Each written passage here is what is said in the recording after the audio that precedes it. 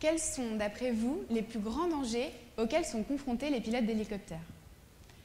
Alors, vous allez probablement penser aux mauvaises conditions météorologiques, à une défaillance humaine ou une défaillance technique. Mais si je vous disais qu'en fait, c'est le paysage environnant le plus grand danger pour le pilote d'hélicoptère. Un hélicoptère peut atteindre jusqu'à 200 km/h et à cette vitesse, le pilote est incapable de distinguer un câble électrique du reste du paysage.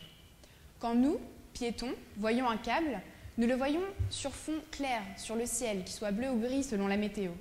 Le pilote, lui, le voit sur fond d'un paysage, un fond vert par exemple, lorsqu'il survole une forêt.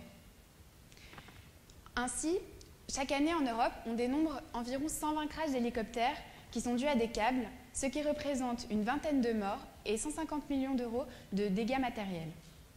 Mais quels sont ces pilotes qui sont concernés par ces dangers?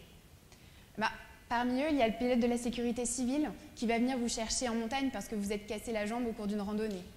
Ou alors le pilote militaire qui effectue une mission de reconnaissance en territoire ennemi. Ou encore le pilote d'EDF qui accompagne les techniciens pour réparer un câble à haute tension. Donc, face à ce problème, nous avons travaillé sur un dispositif qui permet de récupérer de l'information ne venant que du câble et pas du paysage environnant.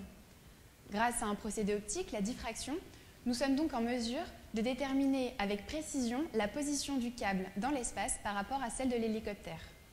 Notre projet SIGMAP, que nous avons développé en partenariat avec l'ONERA et l'Institut d'optique, permet donc de détecter de manière continue, passive, la position du câble dans l'espace. Mais alors, comment ce procédé va-t-il fonctionner?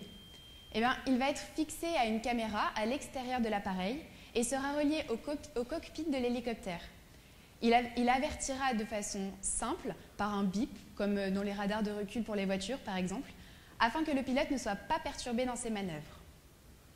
Donc nous travaillons sur un prototype en laboratoire à l'ONERA et nous avons travaillé sur le concept en collaboration avec des pilotes et nous serons, nous l'espérons, en mesure de leur fournir un prototype fonctionnel d'ici la fin de l'été.